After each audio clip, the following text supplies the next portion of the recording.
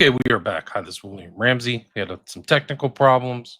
I tried to kind of make it work over 50 minutes. I did the intro to the book.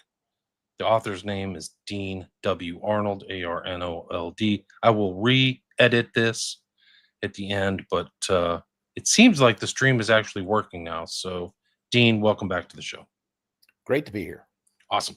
So, for people who may not have listened to the intro, may not know your background, and didn't listen to the bio, maybe you can just talk about your background, your books, your writings, life in Chattanooga, and what led up to putting together this book or these three books, Revelation Explained. Yeah, well, just briefly on me, I've written several books. I started out as a pro-life and a pro-family activist, and I wrote a lot of press releases and newsletters. And I got so fed up with the newspaper in town, I started my own news publication. So I was an investigative reporter like yourself for 10 years. And after that, I got tired of being in a negative space, and I decided to start writing books. And so I've written a book on my hometown, Chattanooga. I've written one on Hillary Clinton and her best friend and lover, Vince Foster, who was found dead outside the White House. We did a show on that. I've written a book on Ethiopia, kind of a sweeping history, 2,000-year Christian history, first Christian empire, 1,000 years Jewish before that. Nobody knows that. They also claim to have the Ark of the Covenant, which is kind of the hook for the book. Written one on the Trail of Tears, the Cherokee Saga, and a few others. But the most recent book that I've written, three books, 3 volumes, Revelation Explained. I didn't write it, actually. I'm the editor. I've got probably 400 pages in it that I've written, but, appendices and prologues and all that. But it's actually the commentary of a scholar named James Jordan, who he did 204 lectures that I found to be phenomenal. And but then he had a stroke and he couldn't turn it into a book. And so I went and visited him in Dallas, Texas, and got permission to turn it into a book. So that's who the actual writer of the commentary is. Now let's go back and talk about the angle of this book and why it has a unique message. I was raised by an evangelical pastor, got his doctorate in theology from Dallas Theological Seminary. He kind of came out. He didn't come out dispensationalist. We'll talk about that, what that means, I guess, down the road here. But he did get influenced by all the kind of last days madness. And one of his friends at seminary was Hal Lindsey. He was kind of a nerd. But then he ended up writing books and becoming famous with the book, The Late Great Planet Earth. So I grew up in that environment, learned a lot about eschatology, which is the study of last things, because my dad was a really good teacher. But then things kind of changed for me in college. I came across a book called Paradise Restored by a really brilliant little writer named David Chilton, who died at the young age of 45. But Paradise Restored does a super job of explaining that prophecy, end times prophecy in the New Testament, which obviously is the book of Revelation, but probably more importantly is end times passages in the Gospels like Matthew 24. They can be interpreted as having been fulfilled in the first century. Now, it's actually a double fulfillment. I'll get to that in a minute. The position, a near fulfillment of New Testament prophecy, is called preterism. But the belief is that there's a near fulfillment, which is the first century, but there's also a far fulfillment. So it's not that as preterists that we don't believe in the far fulfillment. I do believe that Revelation and Matthew 24 do have to do with the end. I just don't think that it's going to happen, next year or in 10 years. Probably not in 50 to 100 years. It's probably more like 500 to 1,000. That always freaks people out. I don't know for sure because we don't know when Jesus is coming back, but it hadn't happened for 2,000 years, so it's probably not going to happen tomorrow. Anyway, there is a near fulfillment way to interpret Revelation. We'll talk about that in a minute. But to give you one example how this interpretation works, there's a fascinating passage in Acts chapter 3, I think it is, when Peter gives his big sermon after the day of Pentecost, when everybody's speaking in tongues and everybody's freaking out at the temple. And Peter gives up and gives his big speech. And he says, hey, you guys, this is the fulfillment of the prophecy in Joel, where he says the moon is going to turn to blood and the sun is going to turn black, and this, that, and the other. That's what's happening right here. Well, the sun didn't literally turn black and the moon didn't literally turn to blood, but what constellations and that kind of language hearken unto in the scriptures is the ruling powers. Well, if the sun is going to drop to the ground and if the stars are going to fall out of the sky, it basically means that the current ruling powers, whether religious, ecclesiastical, or civil government, are falling down and are going to be replaced with a new regime. And so Peter basically says we got a whole new age, a whole new era happening here, which is the church age, which replaced Israel. And so that's an example. So when we read in Matthew 24, Jesus says there's going to be a new heavens and a new earth, and the sun is going to turn black and the moon's going to turn red, and there are going to be wars and rumors of wars, and this, that, and the other. These things can be interpreted in more of a symbolic way, as can the book of Revelation. And the big thing that the near fulfillment of these prophecies point to is the year AD 70, which may be the most significant year in the history of all mankind. What happened in AD 70? Well, not only was the temple destroyed and Jerusalem destroyed, and the entire old covenant that started in Genesis 1, or maybe with Abraham, or maybe with Moses, depending on how you slice it, that whole old covenant system was wiped out and the new covenant came in. And it was finalized, you could say, in AD 70 with the destruction of Jerusalem and the temple, which Jesus foretold. He said, not one stone will be left on another. Well, something else happened in AD 70 that a lot of people don't realize, but the greatest empire in history, the Roman Empire, the line of Caesars changed from, or the line of emperors changed from the Caesars. Nero was the last Caesar, Nero Caesar, and it was changed to the line of Vespasian and his son Titus. They basically both were generals who destroyed Jerusalem, and their reward for that was they both went back and became emperor. First Vespasian, then his son. And then after that, all the Roman emperors were in the line of Vespasian. So you had a huge change in the civil government in AD 70, as well as the total change of the ecclesiastical structure. So all these prophecies in the New Testament, including the book of Revelation, I believe are hearkening unto the AD 70 events. So we can talk about that. But I got jazzed by Chilton's explanation of that. And then I started reading his commentary on Revelation, which is called The Days of Vengeance, big old thick book. And I read it like 12 times. I couldn't believe how interesting it was. Never could understand Revelation. Who can understand Revelation? It's a weird book.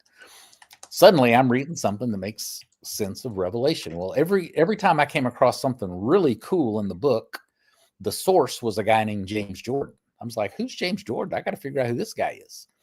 And then a couple years later, I stumbled across a website called Word MP3 where they had like 2,000 or 3,000 of Jordan's lectures on the scriptures.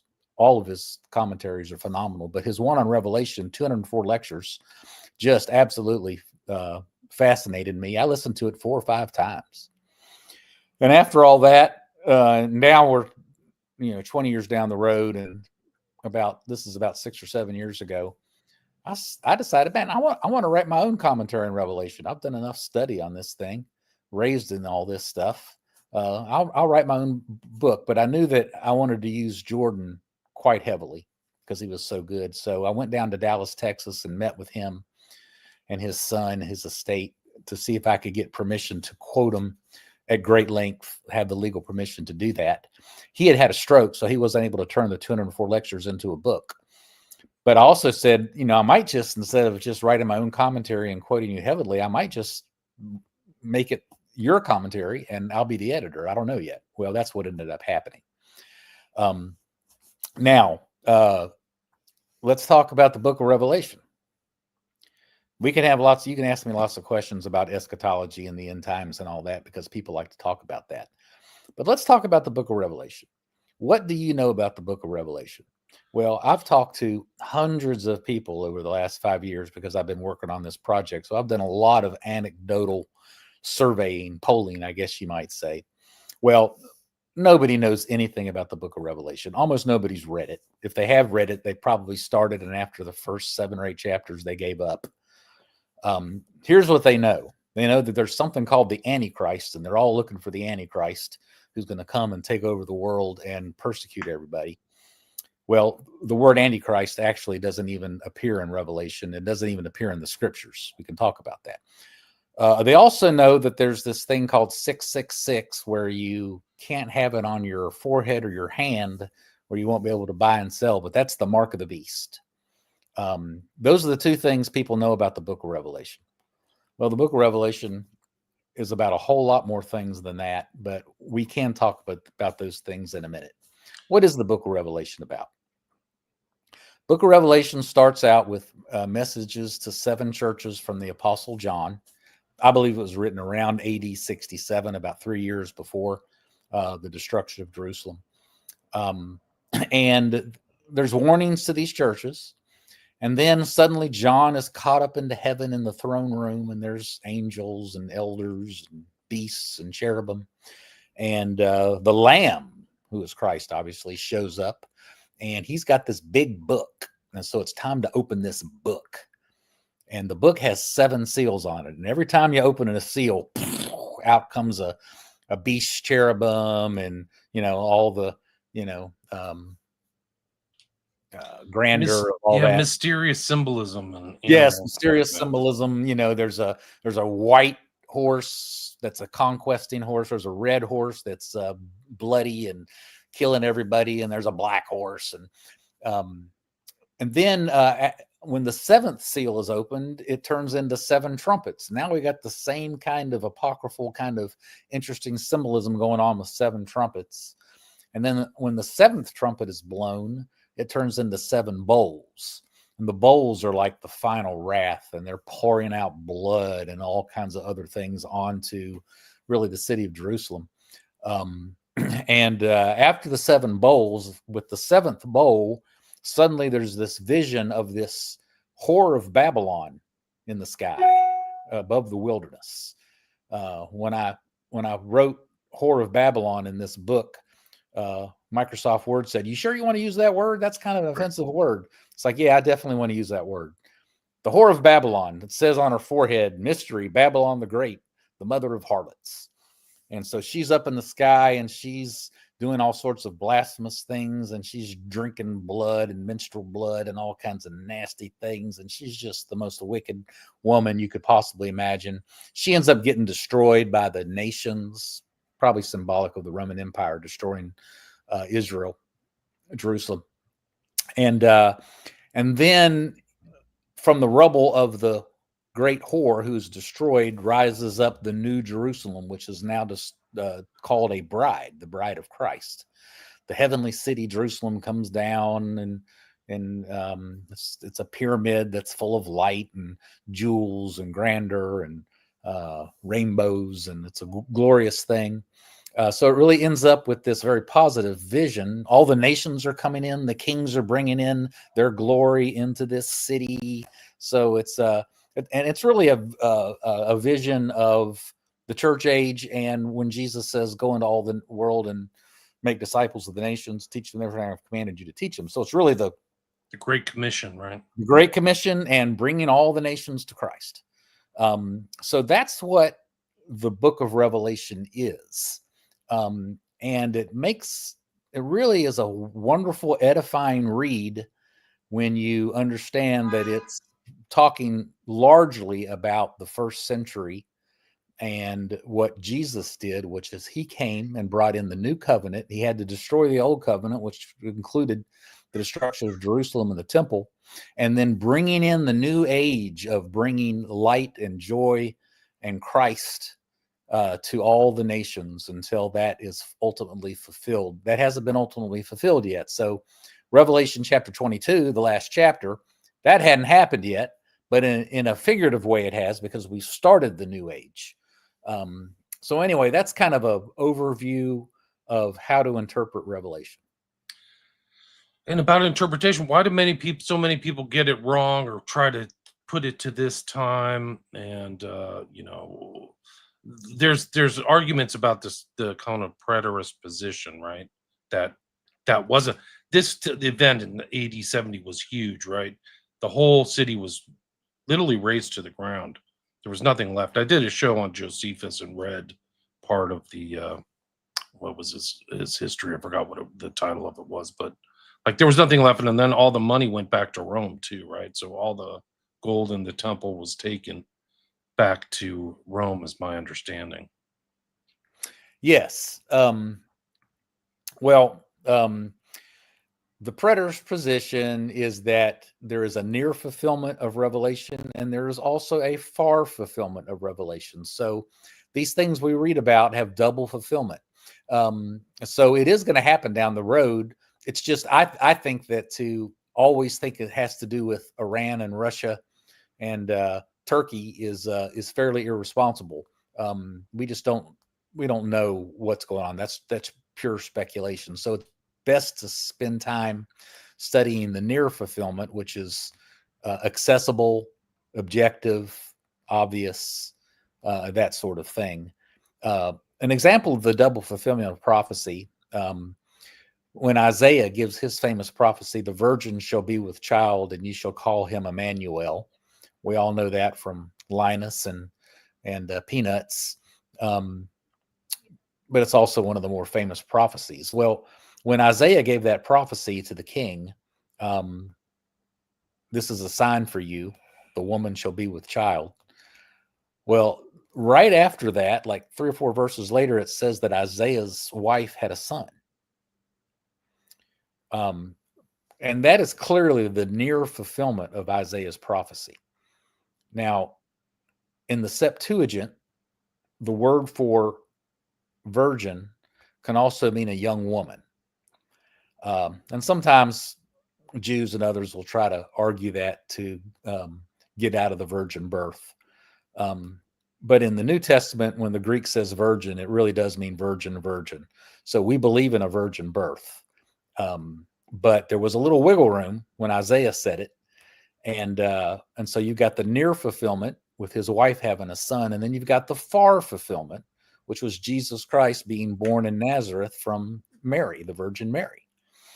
Now, what did people in Isaiah's time understand about that down the road? Nothing. It was so far away, and there's just no way you'd be able to put it together. I think we're probably in the same position with the book of Revelation. We don't really know what the final end apocalypse is going to be like. It's going to be a while. There's lots of things going on. We ought to stick with the near fulfillment. So that's the idea. Now, why do people spend time on the far fulfillment and try to come up with weird, irresponsible applications for Revelation, Matthew 24? Some of the really weirdos that are really into it get into like Zechariah passages and Daniel. There is a syndrome for Last Days Madness, and there's several reasons for it. One is just escapism. It's just a whole lot easier to just say, throw your hands up and say, man, this world's so difficult and screwed up. I'm just going to just hope that Jesus comes back tomorrow. Not only that, I'm $125,000 in debt, so that actually would be really helpful. So you got the escapism thing, which the pre-trib rapture, you get raptured up into heaven before all the problems start. That's a very nice little, it's a false doctrine, but that's a nice little thing to help with the escapism issue. Another reason that the last time's speculation is so popular is it kind of meets that basic carnal, sinful human need to kind of know what's around the corner, what the future holds. It's not too much different from reading tarot cards or astrology or whatever. It's really kind of occultic almost. It's, we want to know what's going to happen next. So we read these strange arcane passages and people come up with the damnedest, craziest things that make no sense at all, highly irresponsible, but people want to hear it. And so they do it and they preach on it. And they write books on it and they make a lot of money. And it's kind of a thing. The third or fourth reason, this one's probably the most difficult and it's really hard. But it really takes a lot of humility to say, you know what? Jesus may not come in my lifetime. You know what? We might not be the final generation. You know what? We might not be all that. We might not be that great. We might be just kind of like the generation in the early 1700s. And every other generation that's ever lived up to us. I mean, we've got to kind of be humble and say, we kind of just need to be faithful Christians and just move along. Maybe Jesus is coming tomorrow, but maybe he's not. And for every generation for the last 2,000 years, he was not. And we need to put on our bootstraps and trudge forward and be faithful Christians and do like they did in the 1200s and the 1300s. And they spent 200 years building a cathedral. Well, you can't do that if you think the world's going to end tomorrow and you don't think you ought to be just living the faithful life. So that's probably the hardest one, is just to be humble. But to view Revelation, to spend time studying it and working through it with the near fulfillment of the first century as kind of your main target, takes humility. Right. And isn't there like the final verse of the book of Revelation is like, you're not supposed to add or take away anything from this too, right? Isn't there kind of a warning, like don't mess up the interpretation of this book? Is that correct? Yes, Yeah. it sure is. I mean, I think I can read from that. I think it's, I don't know what translation you prefer, but I think it said, I warn anyone who hears the words of the prophecy of the scroll, if anyone adds anything to them, God will add to that person the plague described in the scroll. And if anyone takes words away from the scroll of prophecy, God will take away from that person any share in the tree of life and in the holy city, which are described in this scroll. He who testifies to these things says, yes, I am coming soon. Amen. Come, Lord Jesus, the grace of Lord Jesus be on God's people. Amen. Well, one of the things that as a tell that it's meant to be interpreted around that time is also how important the seven churches and the message to the seven churches is. Would you agree with that? Yeah. And one of the things that Jordan really helps with the interpretation of Revelation is first of all, if you're a student of the book, the first 3 chapters are messages to the 7 churches, and they're kind of boring. I mean, when you pick up the book of Revelation, you're like, okay, I'm looking for flaming swords and wild groups of angels, and I'm looking for, massive explosions and all sorts of sensational things. Well, the first 3 chapters don't give that. It's kind of a pedestrian list of 7 churches and the good they've done and the bad they've done and that sort of thing. Well, Jordan explains why John, or actually it's Jesus Christ who wrote the book and handed it to John, why he did it that way. He says that every one of those churches, Jesus says, you've done this good, you've done this bad, but, watch out because I'm coming to you soon. And then he says to these 7 churches, let's look at this 8th church. So the rest of the book is about the 8th church, which is Israel and Jerusalem, the Old Testament church. Watch and see what I'm going to do to them because they weren't obedient and they didn't heed my warnings. They're going to be absolutely destroyed like no one's been destroyed in history. So he says that the rest of the book is a warning to the 7 churches that when I come to you, be careful, because when I come, it's pretty mighty stuff. So that's why the time of my visitation, right? Isn't that what Christ said at the Mount of Olives? Yeah, there you go. So that's why the 7 churches are there. They're They're going to be inspected by Christ, just like Jerusalem was, and he gives them an object lesson to be careful, because when he comes, it's pretty serious. So there's the seven churches, and then there's like you said, people love this kind of dark the woman rides the beast and the four horsemen. They're always like looking at it in the context of some kind of apocalypse, like apocalypse meaning not exposing the light, right? I think the true meaning of apocalypse means revealing the light, right? Or opening up understanding, not Armageddon of this huge cataclysmic battles and death, even though at that time there were huge cataclysmic battles, though, right? Yeah, that's good. Apocalypse means a revelation, which is why the book is entitled Revelation. It means to reveal, the revealing of Jesus Christ. And one of the things this project has done for me is really helped me to focus on the positive, ironically, because we think of apocalypse and end time stuff as being the negative end of all things. But the book of Revelation is really interesting. The kind of the climax of the book, as I mentioned before, is this whore of Babylon in Revelation 17, who's lifted up, and she's gross, and she's drinking blood, and she's the mother of all harlots, and she causes all the nations to lust after her, and it says in the text that John wondered after her. He looked at her and he was like mystified and full of wonder. And the way I structure it as the editor, it's kind of like it's the last straw. Jesus is trying to protect his people from this dirty harlot, trying to keep them both alive. But when the harlot is just about to seduce John, who kind of represents the church, when he's about to seduce her to the dark side, that's the final straw, and that's when the harlot, who is Jerusalem and Israel, is destroyed. And then out of the rubble of the destruction of Israel comes the New Jerusalem.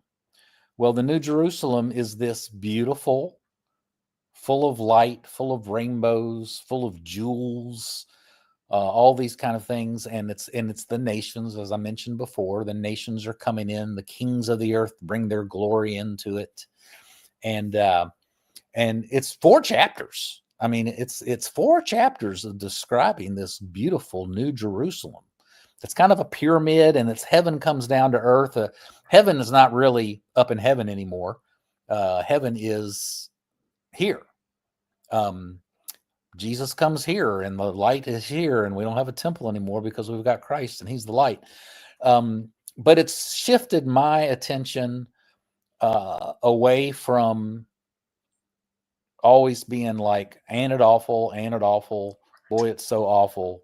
We got pedophiles running the global earth, and it's all going to be a new world order, and Peter Thiel and all the rest of the homosexuals are going to turn it into a surveillance prison. And I'm a culture warrior. I'm a culture warrior. I've been fighting family values and pro-life and all that kind of stuff all my career. But at some point you get tired of playing defense, and it's time to play some offense. And I'm tired of playing defense, and I'm tired of being negative all the time. And I am it's shifted me to trying to be more positive. Well, how do you be positive? Well, you take the gospel to all the nations. The more people hear about Jesus, the more the nations hear about Jesus, the further we are toward our goal. And the pedophiles and the Zionists and all the others can do whatever it is they're going to do. But if you're preaching Jesus and leading people to Christ, you're going to change history for the better. And we've kind of seen that in the last 2,000 years. It's not always rosy, and sometimes there's ups and downs, but there has been a general progression. So let's just get on with it. And one of the other things I might want to mention, are you not fascinated that people like Tucker Carlson and Candace Owens, and even now, on maybe on Fox and all kind of stuff, they're talking about replacement theology and dispensationalism and Who are all the this real kind of stuff. I mean, these are chosen? all like, Who are the real chosen? Those kind of yeah, things. yeah, Yeah. these are like the subjects of the day now. It's absolutely fascinating. This is the stuff my dad was teaching me when I was a kid, and I thought I was a weirdo, when I went to public school. But it turns out they were the weirdos, and this is where it's at. Yeah, no, it's amazing how it comes around again. And how would they've all come back to Christ, right? So they've all come back to like their Christian roots. Like something happened where they go back to Yeah, you got to theology. kind of do that when you kind of got to do that when your leaders are worshiping Satan, like out in the open. It's like I think I better think about that Sunday school thing again. So true. It's like you're seeing it play out.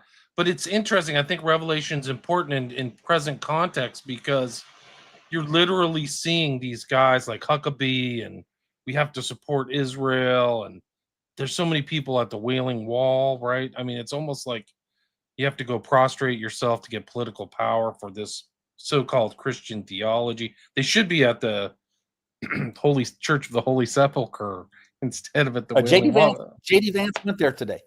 Oh, interesting. Well, there you go. Yeah, a At couple least little things we can mention here and there. The Wailing Wall is a fake. The Old Testament says that Solomon, when he was coronated at the temple, that it was done by the spring of Gihon. Well, the spring of Gihon is about 2 miles from the Wailing Wall. So the Wailing Wall is not the temple. And some pretty good speculators think that it was a Roman fort. But one of the reasons why that Wailing Wall is a diabolical thing is that Jesus made clear in Matthew 23 and 24 and other places in the scriptures that the temple was going to be destroyed and not one stone would be upon another. That was the specific prophecy. Well, that Wailing Wall is in part an attempt by somebody to try to say, no, Jesus's prophecy didn't really fully come true. Wow. So it's there's a theological kind of point to it, or some kind of tip of the spear element. Let's talk about a few other details that people like to talk about. There is no pre-tribulational rapture. That's kind of, everybody sort of accepts that there's going to be a 7-year tribulation, but before that, the Christians are going to get raptured out. There is the word rapture doesn't really take place in the scriptures. There's one place in Thessalonians where Paul says that we're going to be caught up in the air right when Jesus comes down at his second coming. So there is a rapture as Jesus comes down, we go up, but nobody's getting out of any trouble. Another thing, a little tidbit we need to look at, the Antichrist. Well, everybody just accepts willy-nilly that there's going to be some Antichrist person who is going to take over the world. People speculate that he's Jewish. He's from the tribe of Dan, blah, blah, blah, blah. And he's going to persecute everybody. And then then Jesus will come and kick his butt and it's all going to be over. Well, that may be. I'm not going to say that it's not, but the phrase the Antichrist does not occur in Scripture. The word Antichrist does not occur in the book of Revelation. There's in chapter 13, there's talk about the beast, and the beast is the one who deals with 66, and you can't have a mark on your hand or your head and that sort of thing. So people conflate this Antichrist idea with the beast in Revelation 13. Jesus does not talk about the Antichrist in the Gospels. The only place the word actually appears in the scriptures is in the epistles of John, where he says a couple different places to beware of the spirit of Antichrist, he says. And he says, and there are many Antichrists. There have been many Antichrists have already come, and many Antichrists will come. So this whole idea of the Antichrist may or may not be legit. It's not really biblical. I think, I'm Eastern Orthodox and we pay a lot of attention to the church fathers. And I think the church fathers talk about it. So I'm not going to say that it's not going to happen. I just want people to realize that it's not really on strong biblical ground. All right. We're going to talk about 666. You mentioned that earlier. Everybody knows about that. And that's kind of a fun thing. Well, so that's the thing in Revelation 13, the sea beast, the beast that comes out of the sea. There's one that comes out of the land, and there's a beast that comes out of the sea, and he's the one who won't let anybody buy or sell if they have 666, his mark on their hand or forehead. Well, a few things. First of all, the sea beast is probably Rome in the near fulfillment. And what does it mean to have something on your forehead or on your hand? Well, in the the Torah, the Leviticus and Exodus and all that kind of stuff, God says he wants the law of God written on your hand and on your forehead. And it's so this 666 mark of the beast on your hand and forehead, it's not necessarily a literal thing. It's symbolic of where is your devotion, where is your allegiance. Jordan describes it as kind of the Pledge of Allegiance. You lift up your hand and you pledge. That's what Jews do with the anyway, tefillin, right? The tefillin is on your yes, forehead and your hand. They strap it around. that's right. That's the so-called That's right. obedience to Little, God. Yeah. Yeah, little scrolls and all that. Now, what is 666? So what is that? Well, you always get the craziest explanations. People can make it mean Napoleon. They can make it mean Hitler. They can make it mean various popes. There was a point where Henry Kissinger was 666. Ronald Wilson Reagan. Remember that one? Oh, Ronald Wilson Reagan. There you go. There's always some kind of 666 derivation. But probably the best one, I don't think it's the ultimate reference for 666, but pretty darn close, is Nero Caesar. And if you don't know your history, Nero Caesar was the last Caesar before AD 70 and the destruction of Jerusalem. He was the worst of the Caesars. And he was a sexual pervert. And he was killing Christians and Jews and just really an awful character. Literal transsexual, right? He was yes. He would castrate young boys and marry them and all sorts of stuff. Yeah. Really cool.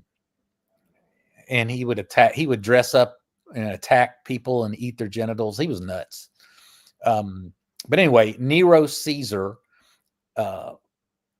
Greek letters, Hebrew letters, Latin letters, kind of like all letters but ours, are numbers as well as letters. So that's like gematria, right? They call it gematria, where each letter represents a number, right? Yeah, this is a little less confusing than gematria. Okay. It's pretty straightforward. But like in Roman numerals, we know that the V means 5, right? And the I means 1, and I think the M means 1,000, and the C means 50 or 100 maybe. We know the Latin ones. Well, in Hebrew, Nero Caesar. Actually, there's a couple places where it's Neron Caesar. The text says Neron with an N. That adds up to 666. That's a pretty good reference for 666. I mean, I think John wrote this in 67 when Nero was in his evil heyday. But here's the problem. Out of many, many, many references to Nero Caesar, there's only 2, maybe 1, that have the N, Neron Caesar. So actually, without the N, Nero Caesar adds up to 616. And interestingly, there's actually several textual variants that don't use 666 for the book of Revelation in the Bible. They use 616. Interesting. But pretty darn close, but not really the best reference for 666, in my opinion. And Jordan goes into this in detail in the book, but let's just explain it very quickly. What's the only other place in the scriptures where 666 appears? I thought it was one of the talents or whatever. Was it the talent at Jerusalem? Yeah, well, I read the book. You've read the book. You're a good boy. The only place it appears is in 2 Samuel 10, Might be 1 Samuel 10, but I think it's 2 Samuel 10, maybe 2 Kings 10. I'm sorry, but it has to do with the life of Solomon. So Solomon, who was the wisest man who ever lived and the greatest man who ever lived, and we all know about his exploits and everything, he's getting higher and higher in his arc. The Queen of Sheba, who's from Ethiopia, I wrote a book on Ethiopia. The Queen of Sheba comes over and visits with him and brings him gold and brings him gifts and baboons, and they end up getting intimate, having a child. That's for the Ethiopia book. But anyway, Solomon is performing the role that God ordained for Israel that they failed in, which is to be a light to the nations. Ultimately, that had to happen through Jesus Christ. But anyway, he's being a light to the nations because the Queen of Sheba is coming to him. And then right after that, his arc starts going down. So that's at his height. And then the rest of the book is the horrible fall and decline of Solomon. And it starts with, he had a lot of gold and silver. He had so much silver that nobody even cared or counted. And he had 666 talents of gold coming into his kingdom every year. So there's the 666. A talent is about 100 pounds. So 666 100-pound pieces, that's a lot of gold. It's in today's dollars, it's like 3 or 4 billion. And then from there, Solomon starts being bad. He starts marrying foreign wives. He starts serving foreign gods.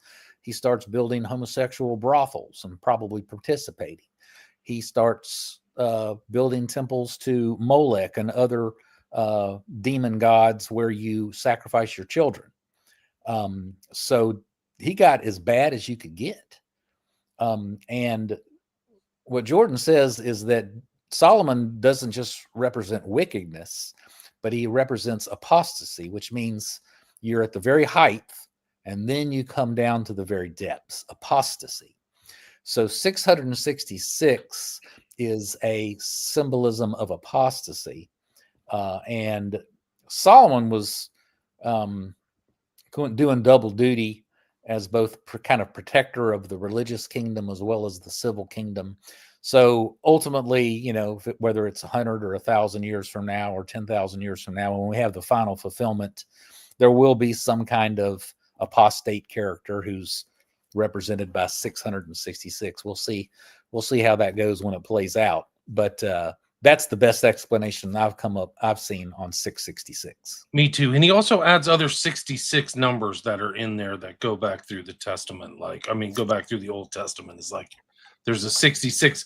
It's also consistently a number below the 7, which is kind of like 7. There's the 7s are kind of like perfection or something. If I recollect what I read through your book. Yeah, no, that's right.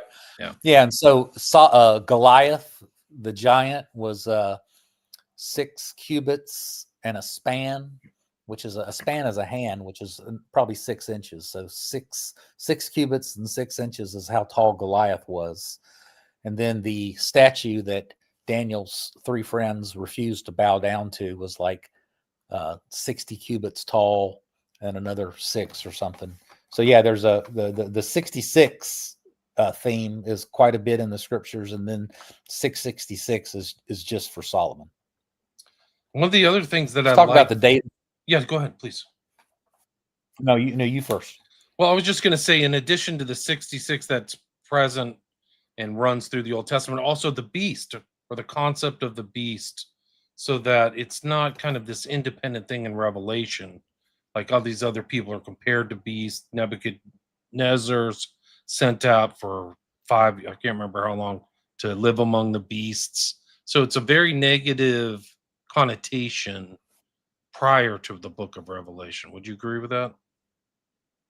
The word yes, yeah. The beast thing is it's a pretty complex thing, but the place where it's most used by Jordan is in the concept of beast empires, which Daniel chapter 7, I think, is the one that really lays out all the beast empires.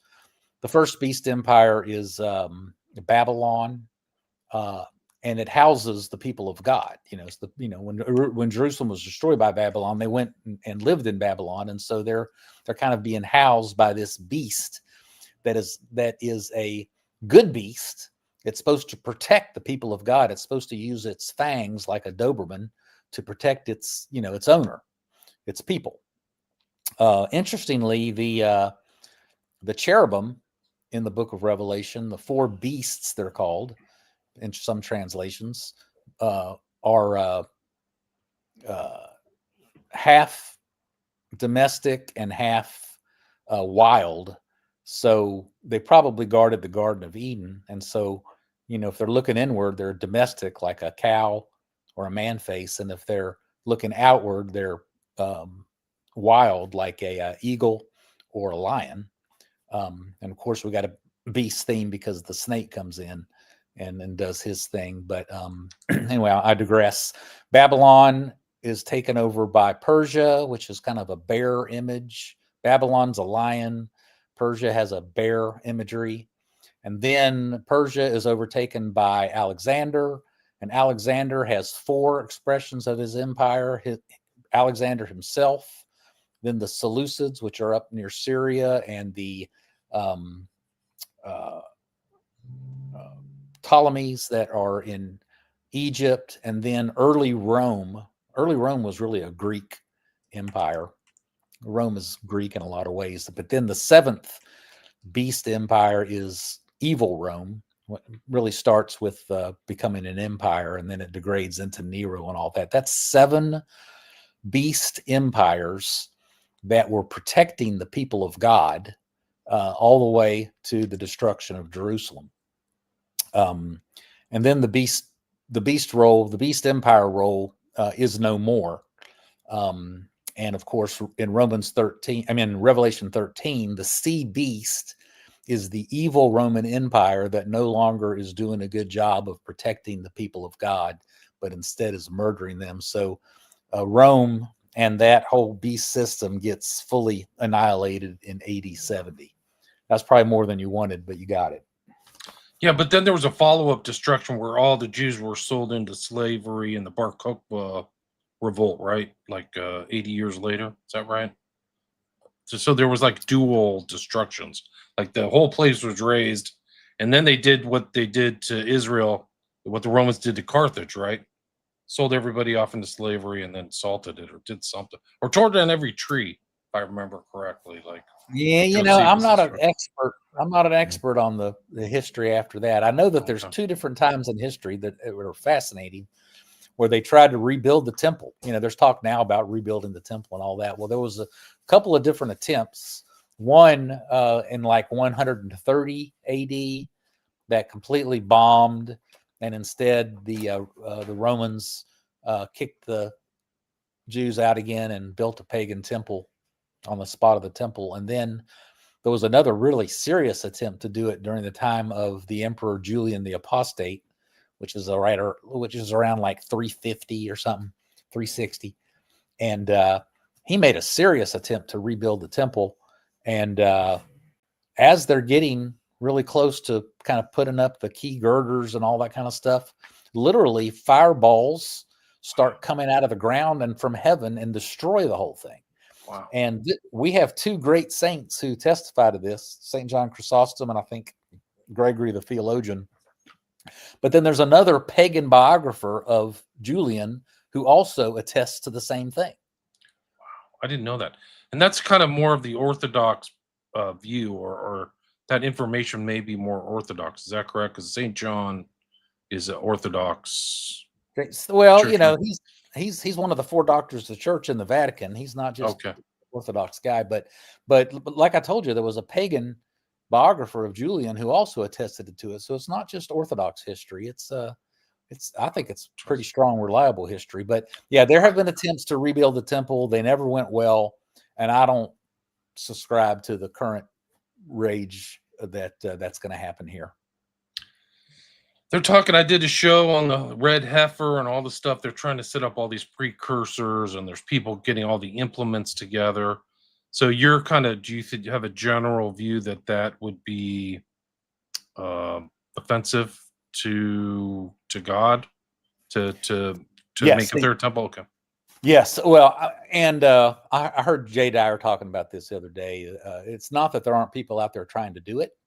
So I believe there are people trying to do it. I just don't think they're going to succeed. And yes, that's a very good way to put it. God is offended by it because he destroyed the temple. He destroyed the old covenant. And we're now in the new covenant, and there's no need for a temple. And I think we'll probably see something like we saw in 350 AD, where the balls of fire came out and destroyed everybody. That's amazing. Yeah.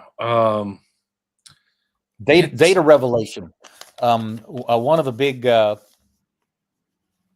objections to the idea of a preterist near fulfillment interpretation of the book of Revelation is that people seem to think that it was written in the 8090s and not my belief that it was written in 8067.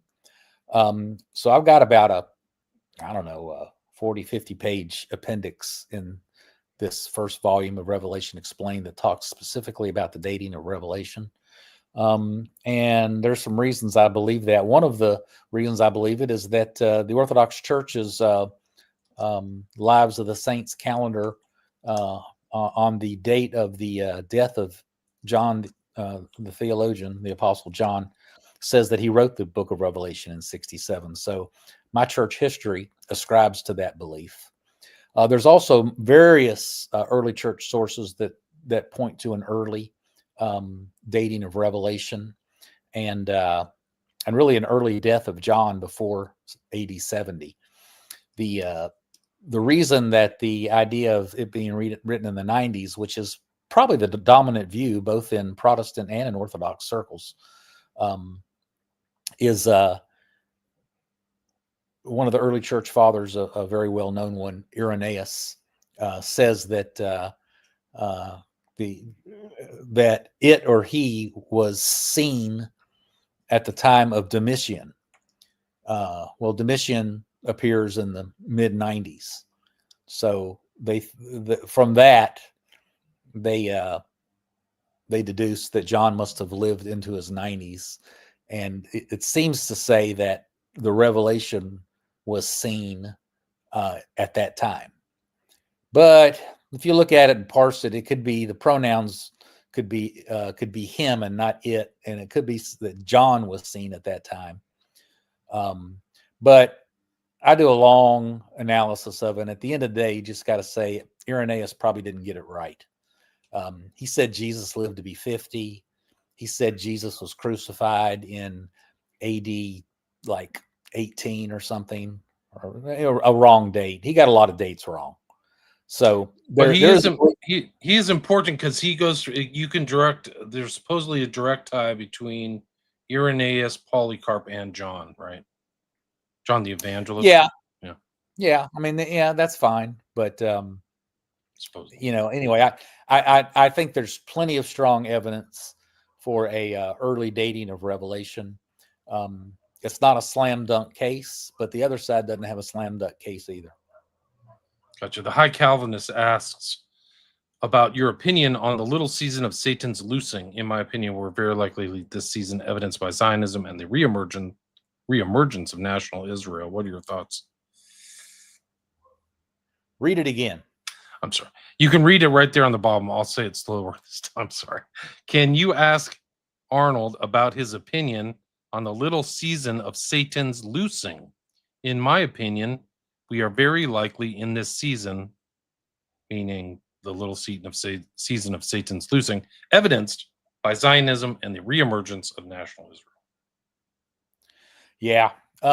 Okay. Well, in Revelation 20, there is a loosing. It might be a little bit earlier than that, Revelation 18 or 19. I've been away from the project for a year. But Satan is basically, you have the millennium and all the kingdoms coming into the nations coming into the kingdom and all that kind of stuff. Satan has been bound for 1,000 years, which is a symbolic number. And he's been put in a pit down in the earth. And then suddenly he's loosed and he gets to go on a rampage for a season, like he says there. And he gathers up all the nations. Gog and Magog is, I think, mentioned in all that. Yeah, there's one final showdown, and Jesus wins, and Satan is thrown into the lake of fire. It's all done. We don't know when that is. It's at the end of the church age. I think it's going to be a long time away. But he thinks it's right now. I mean, how do you? I mean, there's no solid evidence for that. I think it's irresponsible to speculate. Yeah, we got a national Israel right now. We might not have a national Israel next month. Israel's making some really stupid decisions. So I don't think that means much. Gotcha. For people who don't know, I just posted, or this is for the audio, I posted the old interview I did with Dean about Unknown Empire, his excellent book on Ethiopia. And I also have read Josephus's The Wars of the Jews, which covers the destruction of Jerusalem. I don't know if there's a better record. Some people have critiqued Josephus as kind of a turncoat, which I think in a certain perspective he was. He went from being kind of a Jewish patriot to a Roman aristocrat, is my understanding. But still, it's the best we got. So I'll put links to that in the show notes. Does anybody have any questions for Dean Arnold? We're almost at the hour mark. Like, it's gone fast. Is there anything else you'd like to cover? I mean, kind of my notes are kind of done because we covered pre-trib rapture. What's your thought on dispensationalism and its connection to the Book of Revelation?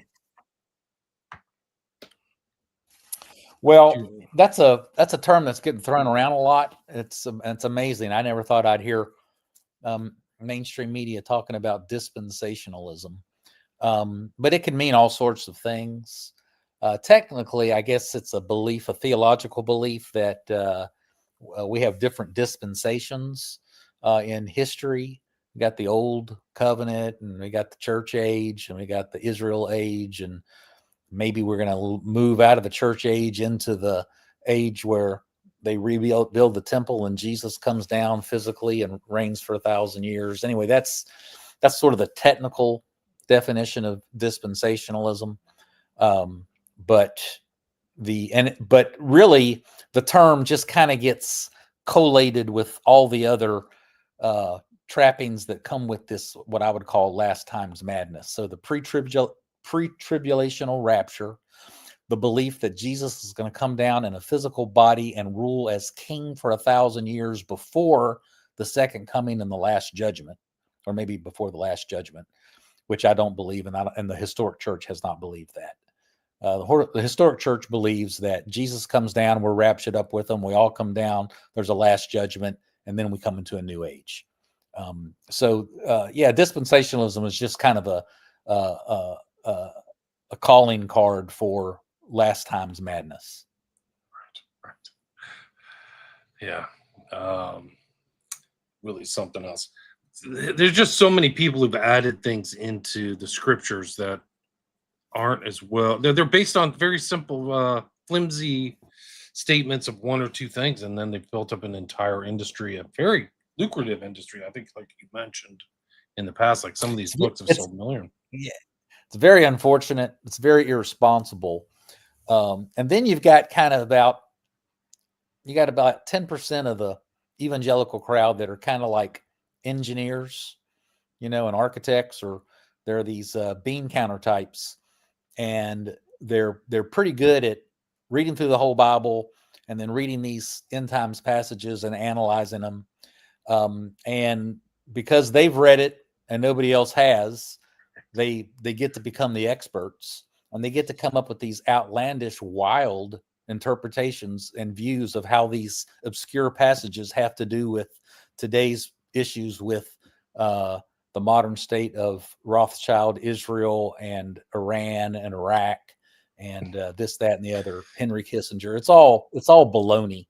Gog is Russia and it's going to come down from the top. And I mean, I've heard them all. Yeah, I had it's all very sad. It's all very irresponsible, and it's unfortunate.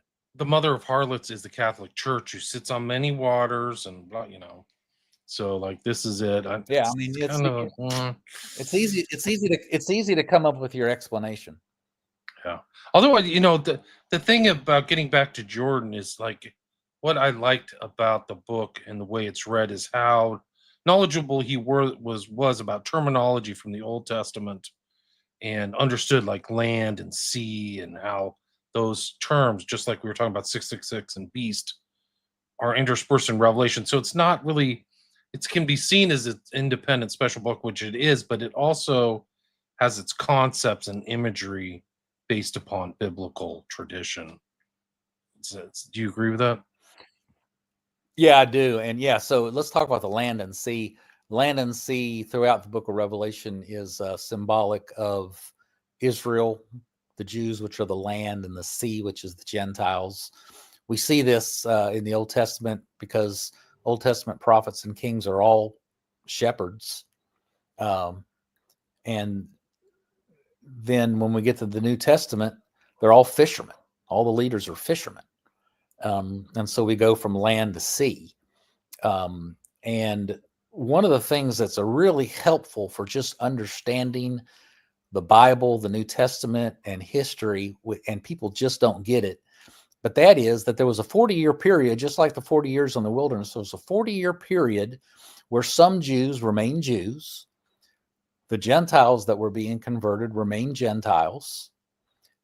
The leaders, Peter and the rest of the disciples, made it clear that a Gentile didn't have to become a Jew. And then there was this 40-year period where Jordan talks about those two are woven together to become one body. And after that 40-year process, Jerusalem was destroyed, the temple was destroyed, and so that was the end of that. At that point, there is no Jew or Gentile. That's over. We are the body of Christ. We are a holy nation. We are a holy people, and we're all in Christ. Right, just kind of like Old Testament things, like a holy people too. That was kind of what the Israelites were supposed to be. So it's the same theme too in that.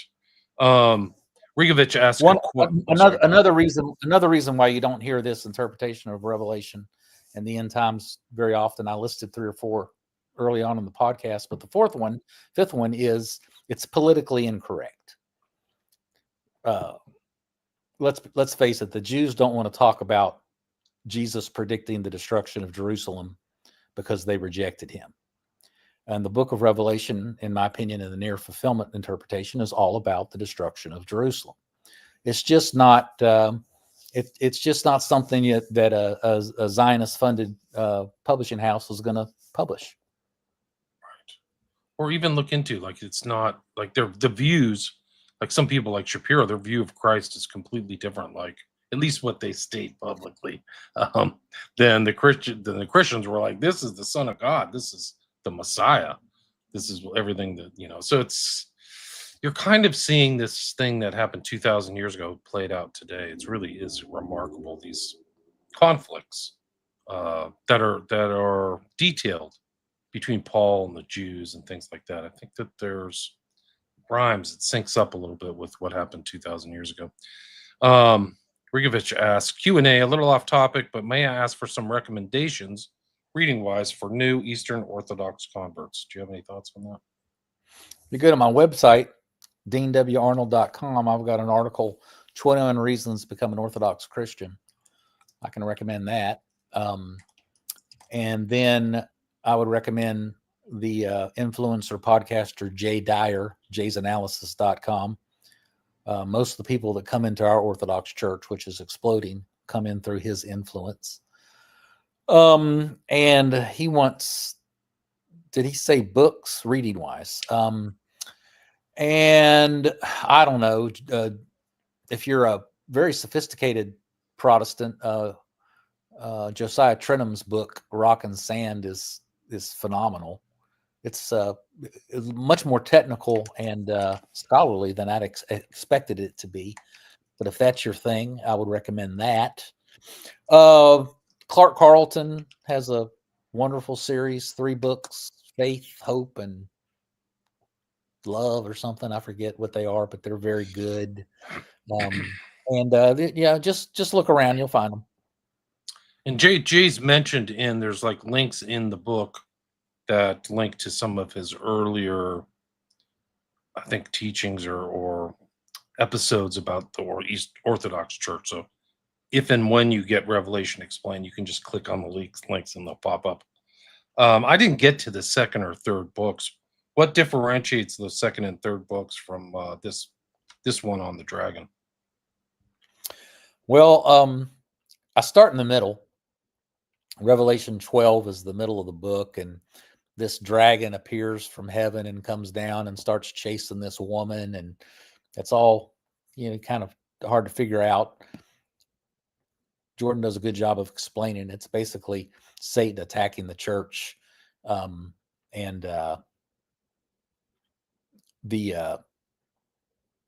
but at the end of those three chapters, 12, 13, 14, there's a harvest of wheat and a harvest of grape. Remember the grapes of wrath is a phrase we hear about. There's a book, Steinbeck book entitled Grapes of Wrath. And then the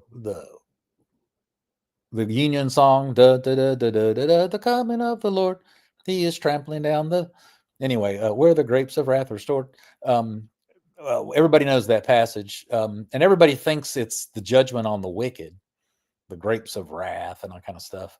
But it's really about the destruction of God's people, their martyrdom. And out of the blood of the martyrs comes the bowls of wrath, and that same blood gets poured out on Jerusalem.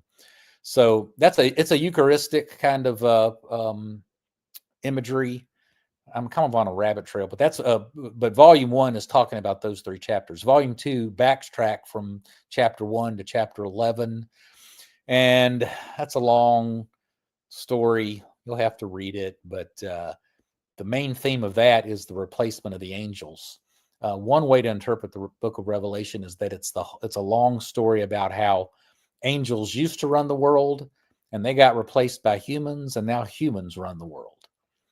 And so volume 2 focuses on that. Volume 3, Harlot and Bride, talks about what I've already mentioned. You got the whore of Babylon. She gets replaced by the bride of Christ, which is the New Jerusalem. Stunning, dramatic stuff. And it's they're all good. I lost your audio. Well, if I'd unmuted, I'd probably hear me. I feel like I've heard this guy, Father Joe. Okay. Yeah. This Josiah Trenum. He's been on podcasts. I feel like I've seen him talk before. Oh, yeah. He was on Tucker Carlson. Okay. Well, that's probably right after the Charlie Kirk thing. Actually got it. Maybe it's a 10 series lecture on the book of Revelation, and he is open to a preterist interpretation. Yeah, he's one of the leading lights in Orthodoxy. Cool. And I forgot there's a podcast I was on that another Orthodox guy from Texas, actually, who you probably know. I forgot his name offhand. But there's a lot. It seems to be kind of a movement that's growing. This Orthodox. When I was growing up, there was like maybe one Orthodox church in town, but it seems like I just keep hearing. Why do you think that there's more interest and more people going that route into Orthodoxy than maybe there was 20, 30 years ago? Do you think that's true? And why? Absolutely. Our church is blown up, and reports of Orthodox friends across the country is all the churches are blowing up. The reason is because young people and we're getting flooded with young men, and they're not just ordinary young men. They're really sharp. They're intelligent. They study philosophy. They're well read. So what's going on, William, is that these young kids are asking religious questions. Well, when I was their age, the only way I was going to hear about Eastern Orthodoxy is if some weirdo like a Jehovah's Witness came knocking on my door and handed me pamphlets. And Eastern Orthodox really didn't do that much. Now, today, when you start having questions like that, you go to the internet, and guess what? You find the goods. And to maybe more specifically answer your question, when it comes to what I call the chaos of church, who's in charge? Who gets to tell you to come to their church and for you to give them money? Okay. Who's in charge? Who has the authority? Well, when you ask that question, you go barking up that tree, you're going to come up with Eastern Orthodoxy. One way to answer that question is to say everything comes from the Bible. Sure, that's the Protestant touchstone, sola scriptura. Everything comes from the Bible. Well, here's the next question. Who decides what goes in the Bible? Well, honest intellectual Protestants will say, well, in the 3rd or 4th, 5th century, the early church decided what goes in the Bible. Well, they also decided a lot of other things, and they continue this day in the form of the Orthodox Church. And young people are going to the internet, they're asking those questions, and they're finding out that there's a long-term historic expression of Christianity that makes sense and has authority that you can trust. Is the canon in the Eastern Orthodox different than Western traditions or Protestant traditions or Catholic? The king? The canon, sorry. Are the books in the Bible the same? Sorry, I'm not speaking clearly. Is the canon Catholic and Orthodox canon? The Catholic and Orthodox, basically, yes. The Protestants throughout the middle books, the Deuterocanonicals, also falsely called the Apocrypha. Rigovich, just to follow up. Oh, sorry, go ahead. You can still generally have the same doctrines, even though those middle books are missing, but that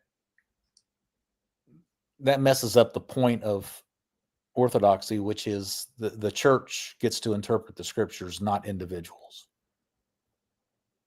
Gotcha. Have you ever heard of Buck Johnson's podcast? I have not. Yeah, I think he's had that guest on, the guy that you just mentioned.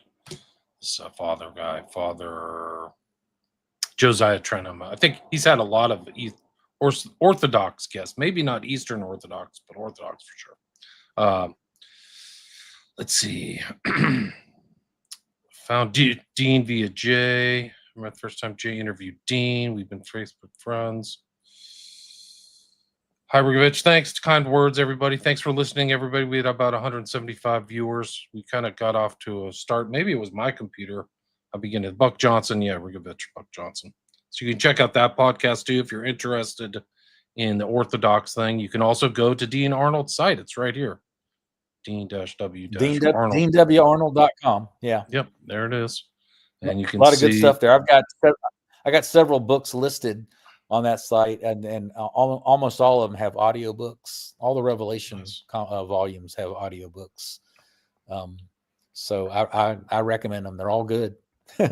There's the Unknown Empire. We talked about that. You can hear me talk with him about that, interview him. Also the Hillary and Vince book. Great book. Is there anything you'd like to add? We're kind of at the 1 hour, 15-minute mark. Is there anything I missed or anything you want to close out with? No, I think we've covered everything. I just I want to end with my main emphasis, which is to be positive. This last time madness, which is all about, ain't it awful, the world's going to end soon, look what they're doing now, get away from all that and be positive. Build a life, build a church, build a civilization, and be a part of the 2,000-year ongoing Church of Jesus Christ, which continues to grow and develop and reach the nations. Let's be a part of that movement. Amen. Amen. Thanks, everybody, for listening. I will put links to Dean's website, to his books. Go check them out. Very well worth your time. And thanks for all the great comments, too. It's really great.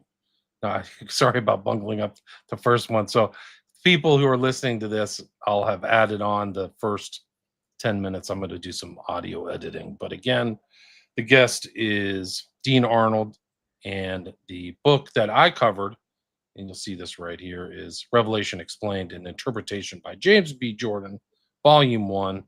And again, it's Dean W. Arnold, Arnold, as the editor. Dean, thank you so much. Really appreciate it. Great time. Thank you, William. All right, stay there.